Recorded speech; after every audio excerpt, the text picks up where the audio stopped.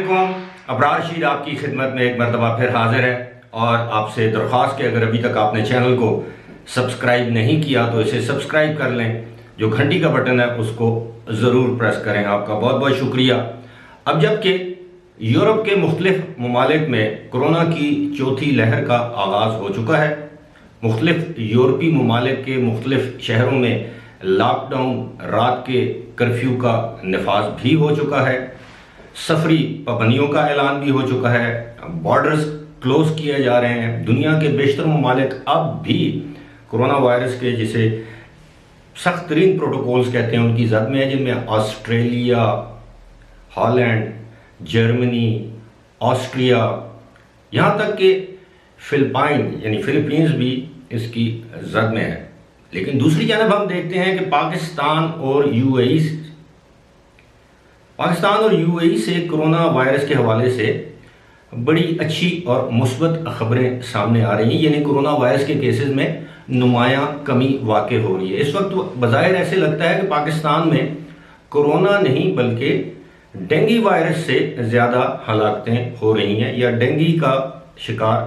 جو لوگ ہیں ان کی تعداد کرونا وائرس سے شکار ہونے والے لوگوں کی تعداد سے کہیں زیادہ ہے.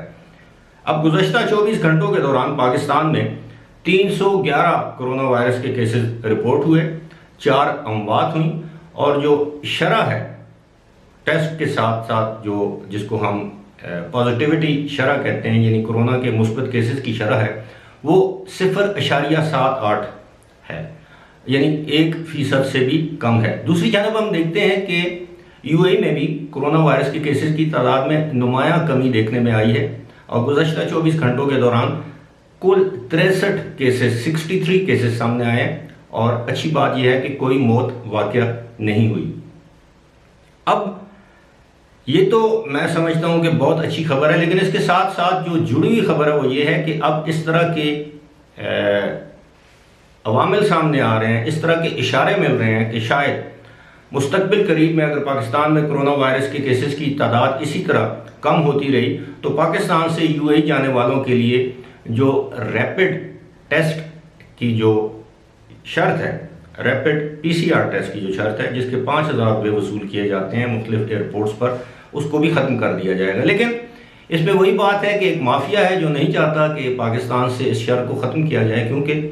بہت سی لیبارٹریاں اور بہت سے ہمارے محکمہ صحت کے حکام اور دیگر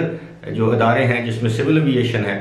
ایئر لائنز ہیں، ان کے افسران کی جیبیں بھی بھری جا رہی ہیں. ظاہر ہے وہ اس سے کمیشن وصول کرتے ہیں، اس میں کوئی دو رائے نہیں ہے. اب میرے پاس اس طرح کا ثبوت نہیں ہے کہ میرے پاس رسید ہو کہ کون کمیشن کتنا لے رہا ہے، لیکن آپ کو پتہ ہے کہ پاکستان میں اس طرح کے معاملات میں کمیشن کے بغیر کوئی کام نہیں ہوتا. اور وہ جو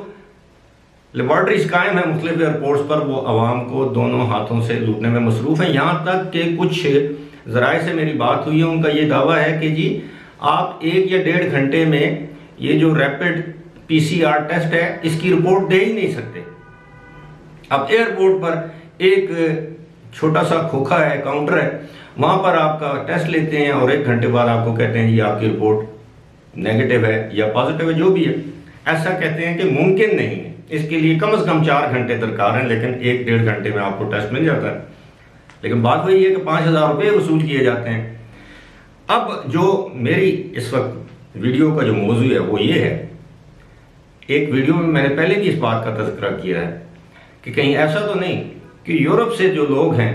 وہ تعطیلات منانے، نیو ایئر منانے یو اے ای آئیں، پاکستان آئیں، دیگر ممالک میں جائیں اور یہ وائرس ایک جگہ سے دوسری جگہ پر منتقل ہونا شروع ہو جائے. اب امریکہ کی صورتحال یہ ہے کہ امریکہ میں جو بوسٹر ڈوز ہے اب اس کو لازم قرار دے دیا گیا ہے. جی ہاں، بوسٹر ڈوز یعنی جو تیسری ڈوز ہے جو 6 مہینے کے بعد لگنی تھی یا لگائی جانی تھی، اب اس کو لازم قرار دیا گیا ہے. اور امریکی صدر نے کہا ہے کہ عوام جو ہے وہ اب بوسٹر ڈوز لگوا لیں. اب بہت سے لوگوں کا یہ کہنا ہے کہ یہ تمام چیزیں جو ہیں وہ انسانی ڈیٹا، دنیا میں موجود جتنے بھی انسان ہیں ان کا ڈیٹا اکٹھا کرنے کے لیے یہ سب ڈرامہ رچایا گیا ہے. اس کو وہ ڈرامے کا نام دیتے ہیں. اور بہت سے لوگ ایسے ہیں آج بھی، نہ صرف پاکستان بلکہ یورپی اور دیگر ترقی یافتہ ممالک میں، جن لوگوں نے ویکسین نہیں لگوا رکھی اور ان کا یہ کہنا ہے کہ وہ کسی بھی صورت ویکسین نہیں لگوائیں گے چاہے کچھ بھی ہو جائے. ان کو پابندیوں کا سامنا ہے، اور نوکری کے حوالے سے، کسی جگہ پر جانے کے حوالے سے لوگوں کہتے ہیں ہم یہ پابندیاں برداشت کر لیں گے لیکن ہم نے ویکسین نہیں لگوانی۔ اس کی وجہ کیا ہے؟ ظاہر ہے جب آپ ویکسین لگوانے کے لیے جاتے ہیں تو آپ کا سارا ڈیٹا اکٹھا ہوتا ہے، وہ ڈیٹا پھر WHO کے پاس جاتا ہے، عالمی اداروں کے پاس جاتا ہے کہ پاکستان میں کس شخص کی کتنی عمر ہے، اس کے کتنے بچے ہیں، اس کا ٹیلی فون نمبر کیا ہے، یعنی آپ کے جتنے بھی ذاتی قسم کے قوائف ہیں وہ مختلف اداروں کے پاس چلے جاتے ہیں۔ یہاں تک کہ میں آپ کو یہ تو اپنے تجربے کی بنیاد پر آپ کو بتا رہا ہوں کہ آپ جب IATA کی ایپ میں جب ڈاؤن لوڈ کرتے ہیں تو اس میں آپ جاتے ہیں تو اس میں آپ کے پاسپورٹ کی تفصیلات وغیرہ جب آپ درج کرتے ہیں تو آپ کے تمام فیملی ٹری یعنی شجرہ نسب جسے ہم کہتے ہیں، یعنی آپ کے والدین سے لے کر آپ کی اولاد تک وہ سارا کا سارا اس میں محفوظ ہو جاتا ہے۔ اسی طرح جب آپ پاکستان کے کسی بھی ایئرپورٹ سے اگر آپ ایمریٹس ایئر لائن سے ٹریول کر رہے ہیں تو ابھی آپ دبئی نہیں پہنچے ہوتے تو آپ کا جو ڈیٹا ہے ہیلتھ کے حوالے سے یا پرسنل ڈیٹا وہ ایمریٹس ایئر لائن کے سسٹم میں چلا جاتا ہے، اور ایمریٹس ایئر لائن کیا کرتی ہے؟ ایمریٹس ایئر لائن اس کو دبئی ہیلتھ اتھارٹی کے ساتھ شیئر کر دیتی ہے کہ یہ شخص پاکستان سے اس نے فلائی کیا ہے، اس کی ٹیسٹ رپورٹ نیگیٹو تھی، اس کا ریپڈ PCR نیگیٹو تھا، اس کی یہ ہسٹری ہے، ٹریول ہسٹری ہے، اس نے گزشتہ 6 مہینے کے دوران، 8 مہینے کے دوران، 1 سال کے دوران اتنے ممالک کا وزٹ کیا ہے، تازہ ترین اس ملک کا دورہ کیا ہے یا نہیں کیا۔ یہ تمام کے تمام قوائف جو ہے وہ پہلے ایمریٹس کے پاس جاتے ہیں، ایمریٹس اپنی امیگریشن اتھارٹیز کے ساتھ وہ شیئر کرتی ہے، اور پھر امیگریشن اتھارٹیز جو ہیں وہ آپ کے تمام جو معاملات ہیں وہ دبئی ہیلتھ اتھارٹی کے ساتھ شیئر کر دیتی ہیں۔ ابھی حال ہی میں جب میں دبئی سے پاکستان واپس آ رہا تھا تو میں ایئرپورٹ پر جب کاؤنٹر پر میں چیک ان کیا تو